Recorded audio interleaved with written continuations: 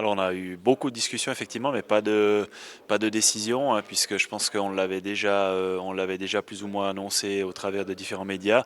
Les sujets qu'on a discutés aujourd'hui, c'est des sujets, on va dire, à moyen terme et long terme qui concernent effectivement la réforme de l'organisation de notre ligue et ce type de sujet-là avec la limitation des salaires, enfin ce genre de choses, nombre d'étrangers, mais c'était vraiment sous la forme de discussion, puisque c'est des sujets qui sont tous liés les uns aux autres et qui ont besoin finalement d'un petit peu de temps de réflexion et qui ne concernent de toute façon pas la saison 2020-2021.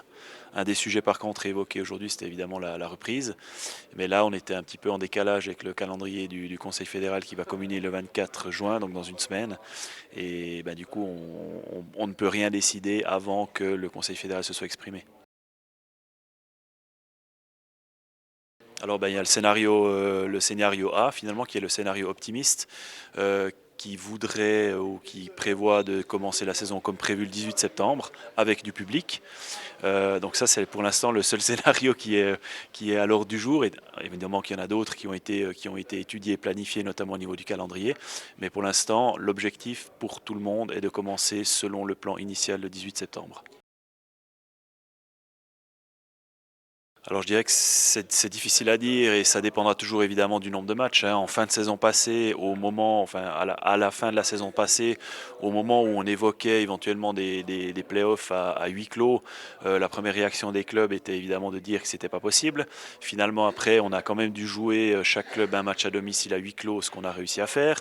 Finalement après, on a été plus ou moins ouvert à jouer des playoffs à huis clos, avant évidemment que la saison ne soit totalement annulée. Donc c'est difficile à dire aujourd'hui de quoi sera fait le futur, mais je dirais qu'on doit plutôt regarder les choses avec optimisme et puis se projeter vraiment dans un retour à la normale. Et si ce n'était pas le cas, il faudra après évidemment analyser la situation dans le détail. Quelques matchs sur un mois à domicile, à huis clos, je peux imaginer que tous les clubs sont capables de supporter ça. Une saison complète à huis clos, évidemment que c'est absolument impossible. Alors effectivement, qu'il y a le calendrier général qui est en jeu, hein, si on retarde la saison. Donc il y a actuellement, je ne sais pas si c'est inscrit, donc voilà, bref, mais on a trois scénarios, y compris le 18 septembre, donc qui permettent de jouer la totalité de la saison, donc 52 matchs, et le modus pré-playoff, playoff selon le calendrier initial. Évidemment que si on devait repousser après plus loin, je dirais plus loin que novembre, là ce serait effectivement compliqué de faire rentrer le calendrier dans le temps disponible pour jouer les matchs. Et là, il faudrait certainement revoir effectivement le nombre de matchs et le modus de manière générale. Non, je pense qu'il y a effectivement un consensus, voire une espèce de solidarité qui se dessine. C'est vrai que finalement, quand on se revoit d'habitude dans ces séances, comme on aurait dû l'avoir aujourd'hui, ça aurait été plutôt vraiment la séance de fin de saison, planification. C'est aussi la séance où c'est qu'en général on passe 2 jours ensemble, où c'est qu'on prend aussi peut-être un petit peu de bon temps, puis qu'on va boire un verre le soir ensemble. Voilà, ben cette année c'est pas comme ça. On a eu les 2 derniers mois, on a eu autant d'assemblées extraordinaires que les 10 dernières années.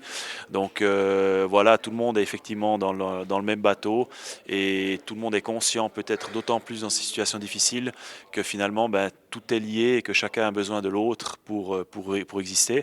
Donc ouais, je pense que finalement c'est peut-être aussi un des aspects positifs de cette crise, c'est de faire ressortir un petit peu ce côté solidaire et consensuel qui est assez habituel en Suisse, mais pas forcément dans le sport où on est quand même habituellement dans du chacun pour soi.